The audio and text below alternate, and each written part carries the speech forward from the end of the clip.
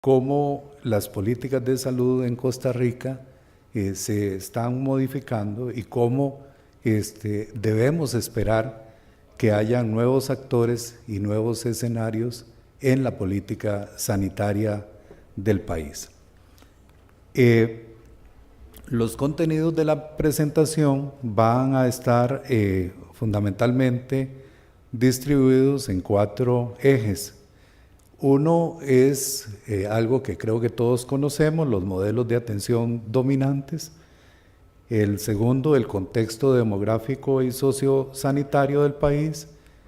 El tercero, la red de salud y la vía de entrada al sistema. Y el cuarto eje, lo que creo yo que es uno de los ejes emergentes, que cada vez se asienta más en el planeta, y es la salud en todas las políticas y cuáles son los nuevos actores y escenarios que están surgiendo en esto. Bueno, y quisiera en este último eje plantear algunas reflexiones rápidas para lo que sería la profesión médica, que creo yo que son oportunas por el momento en que vive el país, y que además, viendo el programa, podría marcar algunos puntos para que otros colegas puedan ampliar la reflexión.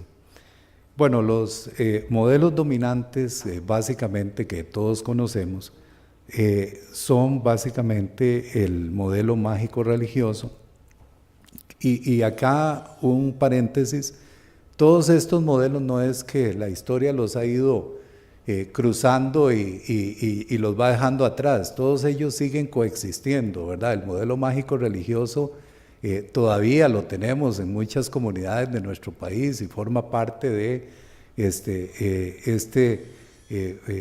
quehacer que nosotros tenemos en nuestros consultorios muchas veces. El modelo mágico religioso, por supuesto que algunos investigadores han encontrado que a partir de ese modelo se ha construido una sabiduría popular en la cual hay algún fundamento científico importante. El modelo biologista, que surge esencialmente a partir de los descubrimientos de Koch sobre el bacilo de Koch y que plantean la teoría general de la enfermedad infecciosa, creo que marcaron en el año 1882 un hito muy importante en la historia de la humanidad. ¿Por qué? Porque a partir del descubrimiento del germen, se empieza a tratar de dar una respuesta a la enfermedad infecciosa, y surgen alrededor de eso toda una serie de iniciativas que tienen que ver, por ejemplo, con el surgimiento de los fármacos, con el control en la formación médica, con el informe Flexner que todos conocemos, y que en alguna medida ha ido orientando el quehacer de la práctica médica en los últimos 100 años. Pero surge en la primera mitad del siglo pasado, un cuestionamiento a este modelo biologista, porque decían, bueno, ¿por qué las personas que han tenido tuberculosis pero están bien nutridas, o por lo menos han tenido una primoinfección tuberculosa y están bien nutridas, no se enferman de tuberculosis enfermedad? Y entonces es donde empieza a acuñarse el modelo multicausal, donde dice que, bueno, para poder tener un problema de enfermedad, tenemos que tener la conjunción de un agente, un huésped y un medio ambiente que pueda ser favorable o desfavorable para la población.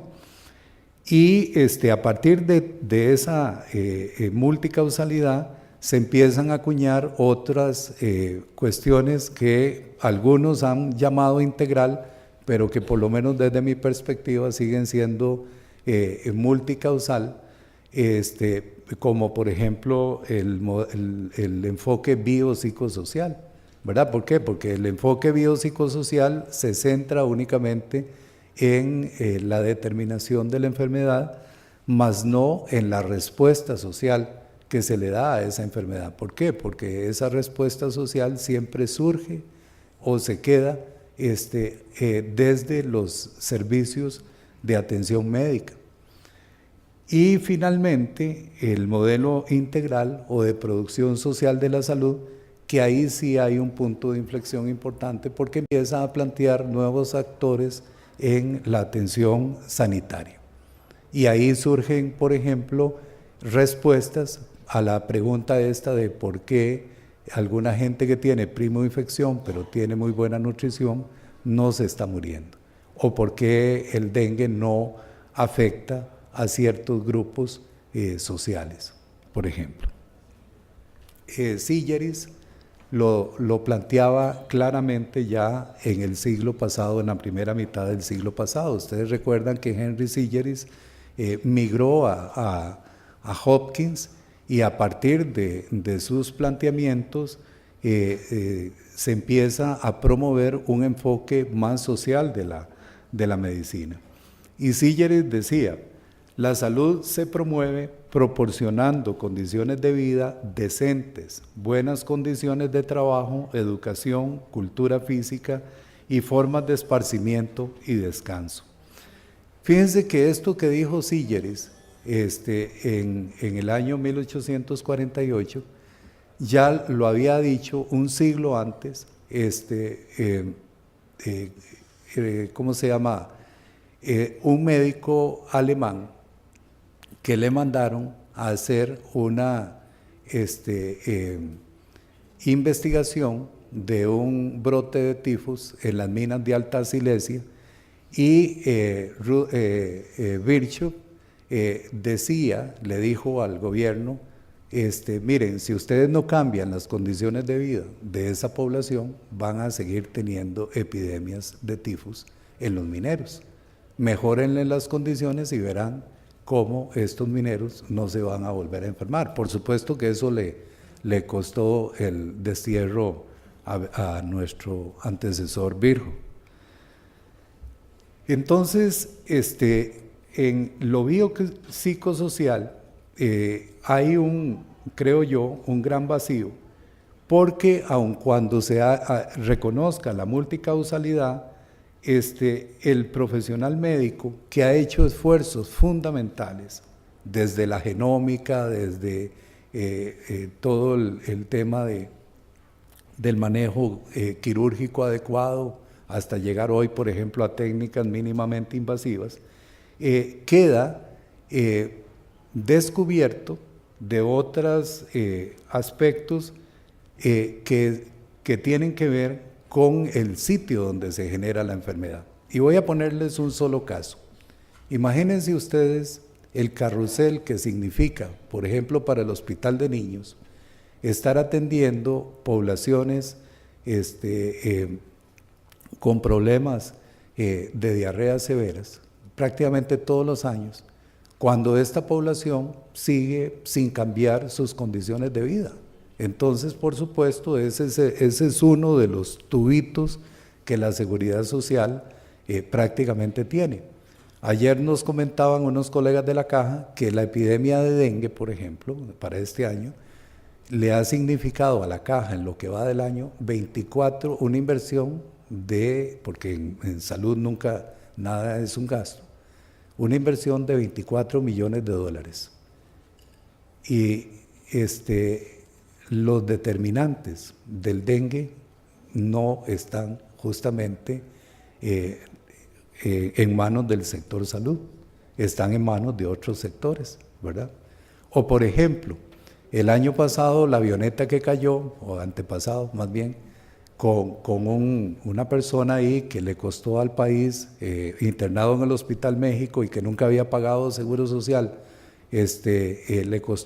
nos costó a todos nosotros más o menos $500,000, ese dinero jamás va a ser retribuido a la seguridad social por los tribunales. Yo creo que ahí hay un punto importante que las autoridades deben poner atención. Bueno, entonces aquí estamos hablando del tema de las desigualdades, que son aquellas diferencias sistemáticas, de las inequidades, que son aquellas desigualdades evitables, injustas e innecesarias, y de los determinantes sociales de la salud, que, como decía Tarbloch, son las condiciones en las que viven y trabajan las personas. Y esto es difícilmente controlable desde solamente el sector salud. Dichosamente, en nuestro país, bueno, desde hace varios años hemos venido planteando que se debe ver la salud desde la perspectiva de los determinantes y de la respuesta social, pero fíjense que la respuesta social, por ejemplo, para lo ambiental no necesariamente está en el sector salud, sino, por ejemplo, en organizaciones de la sociedad civil o en el sector ambiental energético. Ellos también tienen que ver con la salud.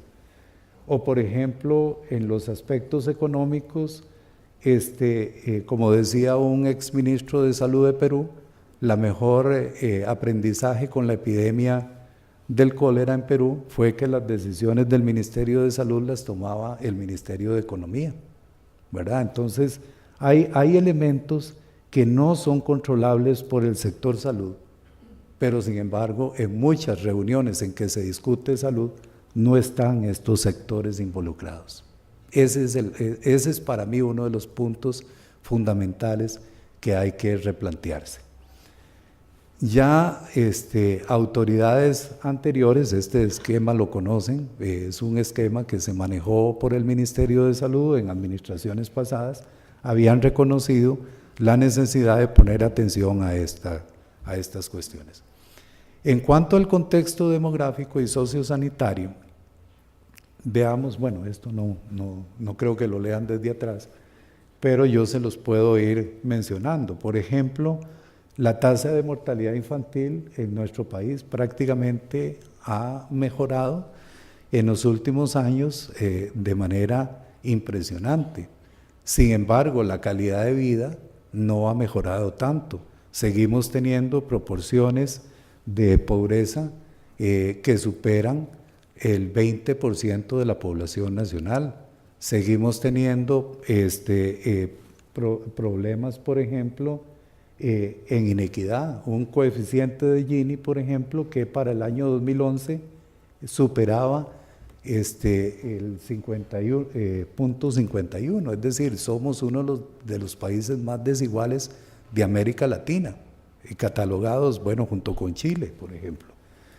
Y finalmente, uno de los problemas, como lo menciona Estado de la Nación, el último informe de Estado de la Nación, es que aun cuando hayamos mejorado la esperanza de vida o tengamos cifras de mortalidad infantil muy satisfactorias, seguimos siendo un país con problemas y desmejoras en cuanto al coeficiente de Gini, como les decía, y con una inversión social pública real que también está en cifras inadecuadas. Igualmente, vean ustedes cómo se ha ido pasando, o sea, cómo tenemos bueno, ya esto no es una pirámide poblacional, ¿verdad? Cómo hemos tenido una estructura poblacional que cada vez tiene menos, ¿cómo se llama? Menos niños y tiene cada vez más población adulta mayor, con todas las consecuencias que eso tiene. Vean ustedes, por ejemplo, cómo esa tasa de crecimiento se mantendrá positiva año con año. Sin embargo, también tenemos que habrá un crecimiento importante de la población adulta mayor. Para, por ejemplo, los próximos 40 años, de 316,000 personas en el 2012, pasar a más de 1 millón de personas de población adulta mayor, lo cual significará, como vamos a ver más adelante, un costo importante o una inversión importante para los servicios de atención médica. Pero coexiste esto que es, creo yo, uno de los mejores propuestas que ha hecho la UNICEF en los últimos años. Coexiste todavía problemas en lo que se ha denominado por algunos el círculo del hambre, donde casi es predecible que aquellos que nacen, por ejemplo, en un hogar con condiciones desfavorables, están condenados a que su pobreza se reproduzca por generaciones.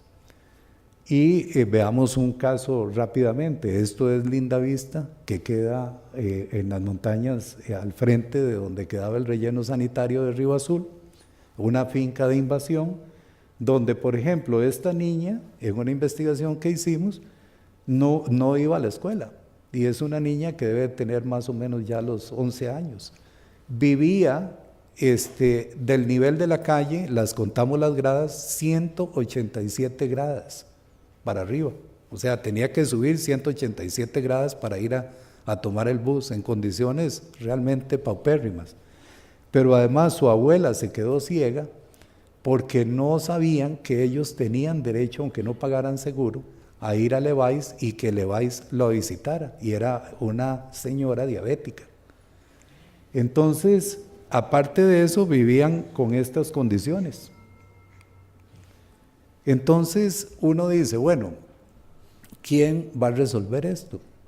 ¿Cómo lo vamos a resolver? ¿Qué actores son los nuevos actores en las políticas de salud que van a resolver estas situaciones?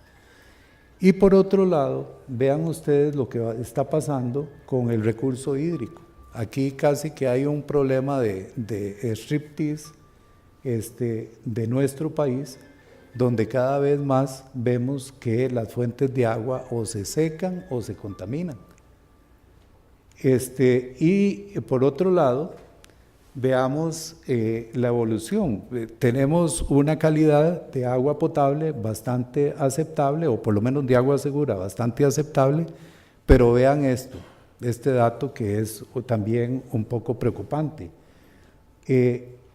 Nosotros tenemos acueductos y alcantarillados, suple únicamente 191 acueductos, y las municipalidades en términos totales 236, pero las asadas, o sea, acueductos rurales que muchas veces no tienen tratamiento, son más de 1919, son acueductos muy frágiles.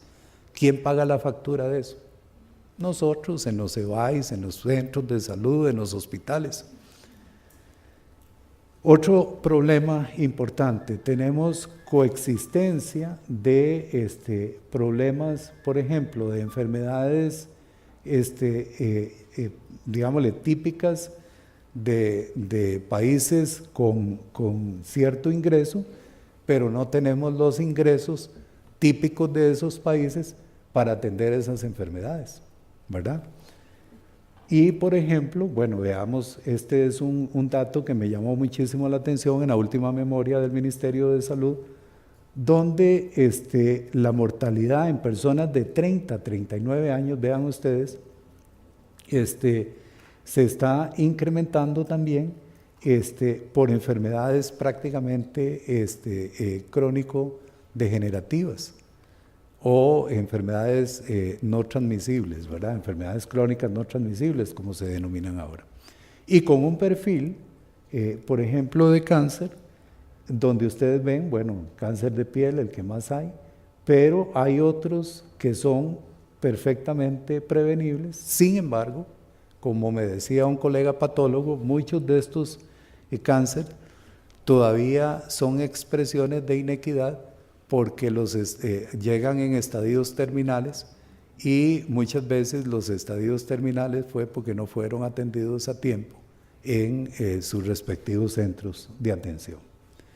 Bueno, una mortalidad infantil que ya hemos hablado de ella, una mortalidad materna que también es bastante favorable para el país, con una incidencia de dengue que aquí la habíamos dejado el año pasado, pero ya vamos por 37,000 casos. Creo que el doctor Golcher ahora nos va a contar cuántos, pero que es un poco problemática.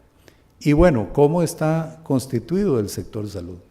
Vean esa problemática que acabo de señalar y vean los actores que están dentro del sector salud.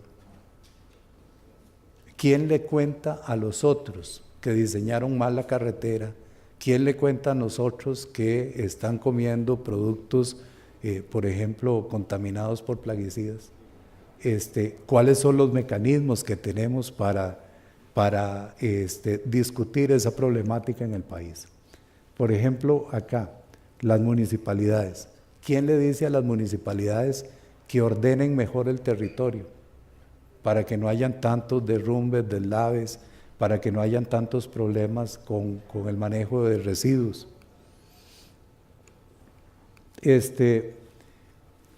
A nivel de la caja, dichosamente, tenemos, y ahí yo quiero destacar esta decisión que tomó el país en la década de los 90 con la reforma sanitaria, tenemos una vía de entrada claramente establecida, ¿verdad? Tenemos, según los últimos datos, 1.014 VAIs, 103 áreas de salud, 7 regiones sanitarias con hospitales regionales y hospitales nacionales.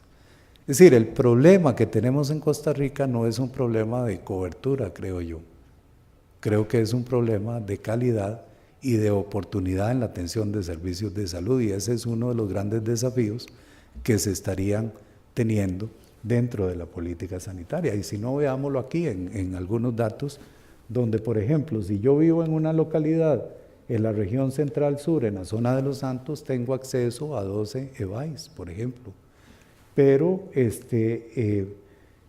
si requiero una cita en alguno de los hospitales, muchas veces esas citas o los tiempos de espera son bastante altos. Y con otros problemas adicionales como el manejo del sistema de información. Estamos manejando todavía expedientes ahí sí podemos decir, del siglo antepasado, ¿verdad? No manejamos expedientes digitales. Entonces, la información electrónica no es en tiempo real y por lo tanto las decisiones son muy retrasadas. Vean ustedes las consecuencias. Fíjense que, por ejemplo, este dato no es tan nuevo. Y vean ustedes las proyecciones que tenía la caja hace algún tiempo que todavía no han variado. Por ejemplo, 60 años y más, todo lo que sería la estimación del gasto en servicios de salud por grupo de edad. Vean ustedes, para el 2020, vean la proporción tan alta que estaría teniéndose a nivel de la institución. Y pregunto, la pregunta es, entonces, la calidad de vida de los sobrevivientes, es decir, esos niños que nosotros evitamos que se mueran, ¿qué va a pasar con ellos a lo largo de toda la vida? ¿Quién les va a decir, vea, usted lo que necesita es comer bien, usted lo que necesita es hacer más ejercicio, usted lo que necesita es organizarse en su comunidad para que tengan un parque para la recreación y el movimiento humano? Porque cuando esa criatura llegue a su edad adulta, pueda vivir una vida con calidad y sin miedo. Aquí, ¿qué dicen los viejitos muchas veces? Bueno, yo no puedo tener una casa de 2 pisos porque a cierta edad ya no voy a poder subir gradas, por ejemplo. Pero vean ustedes, eso no se da, por ejemplo, en otros grupos, en otros países, donde la población adulta mayor ha tenido mejor calidad de vida a lo largo de su ciclo vital. Y el otro tema es un tema del gasto hospitalario. El gasto hospitalario versus el gasto en la atención ambulatoria. Hay países que le han apostado mucho a la atención ambulatoria. La semana pasada, por ejemplo, estuvo acá el doctor Jacques Girard de Quebec y nos contaba cómo en Canadá están teniendo ellos una decisión, tomaron una decisión para que a partir de hace algunos años, Canadá decidió planificar la formación de su recurso médico, de su recurso humano en salud, y nos contaba el caso de los médicos. Se juntaron las 4 universidades, el sindicato y el gobierno de Quebec y los representantes de los médicos, y decidieron que hubiese una proporción de 50% más o menos de especialistas en medicina familiar y 50% del resto de especialistas. ¿Por qué? Porque es un modelo basado en la atención primaria, es un modelo donde la vía de entrada al sistema es muy importante, donde estos especialistas en medicina familiar y comunitaria evitan que se formen presas en los hospitales. ¿Por qué? Porque resuelven antes de que se den, se asocian con otros actores profesionales como recreacionistas, nutricionistas, psicólogos, etcétera, y no están esperando ahí a que la gente se enferme. Eso es fundamental entenderlo. Ahora, ¿eso nos va a quitar empleo a nosotros los médicos? No, por el contrario, va a replantear nuestro quehacer como profesionales. ¿Cuáles son entonces los nuevos desafíos que tenemos? Esto pareciera un poco duro decirlo, pero yo creo que tenemos que comprender la salud más allá del ámbito del sector salud. Nosotros no podemos pensar y ni podemos seguir llevando sobre nuestras espaldas, dentro del sector salud y particularmente dentro del gremio médico, los médicos no podemos llevar sobre nuestras espaldas todas las externalidades que se generan en otros sectores. Y yo creo que eso es fundamental entenderlo. El otro elemento que creo yo que es fundamental entender es que tenemos que trascender lo que algunos han llamado la endogamia sectorial.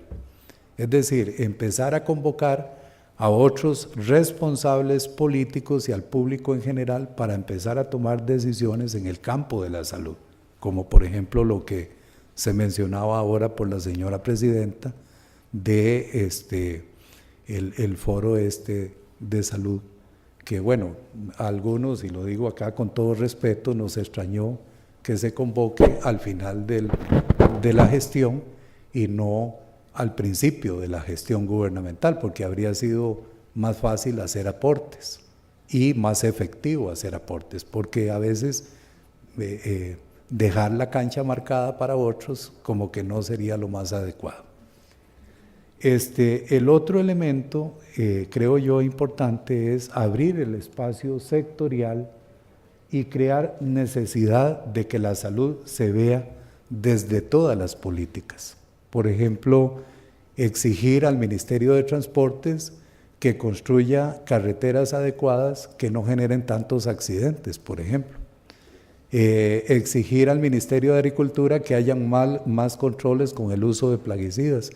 Exigir al Ministerio de Vivienda, por ejemplo, que haya más planificación en términos del ordenamiento territorial y de la calidad de las viviendas. Bueno, eso lo están haciendo otros países. Finlandia ya lo emprendió. Ya casi termino. El otro elemento es generar, priorizar en el círculo de la pobreza. Hay un ejemplo y les recomiendo que se meten en Google y acceden, le ponen ahí en el buscador salud en todas las políticas o health in all policies, y ahí les va a dar el documento original. Ustedes lo pueden bajar en PDF y pueden leer cómo hizo, por ejemplo, Inglaterra en la atención del círculo de la pobreza. En un lugar que era impenetrable, decidió juntar al sector privado, al sector público, al sector comunitario y decirles: señores, vean, ustedes quieren sobrevivir como ciudadanos, entonces vamos a tener que hacer aquí algunos cambios sociales. Eso mismo hizo el alcalde de Medellín hace algunos años y por eso se bajó la violencia en Medellín. Y entonces se tiene que priorizar en el círculo de la pobreza. para evidenciar, por ejemplo, cómo las malas condiciones o circunstancias sociales están afectando la calidad de vida de la gente y la salud. Y al final nosotros podríamos invertir esos recursos en otras cuestiones diferentes más que en estar atendiendo enfermedades que fueron totalmente evitables. Y finalmente, realizar acciones afirmativas más que políticas focalizadas, evidenciando, por ejemplo, cómo repercute la mejor instrucción, la mejor nutrición, la mejor seguridad, los mejores ingresos, las mejoras en las condiciones de vivienda, de empleo y de exclusión social en la salud de la población. Entonces, yo casi que terminaría con esto. Yo creo que la salud es un espacio de reunión de disciplinas y de sectores del quehacer humano tan amplio como querramos. Y por eso creo también que, bueno, esto no lo vamos a ver, ya lo dije, son ejemplos de la salud en todas las políticas, y por eso creo en lo que decía Vargas Llosa cuando recibió hace 3 años el Premio Nobel de Literatura. Por eso tenemos que seguir soñando, leyendo y escribiendo, que es la más eficaz manera de que hayamos encontrado para aliviar nuestra condición perecedera, de derrotar a la carcoma del tiempo y de convertir lo posible en imposible. A pesar de toda la adversidad que hay en el planeta en este momento, yo creo que sí es posible desde la salud replantearse un futuro mejor para el país, y nosotros como academia tenemos esta obligación. Muchísimas gracias.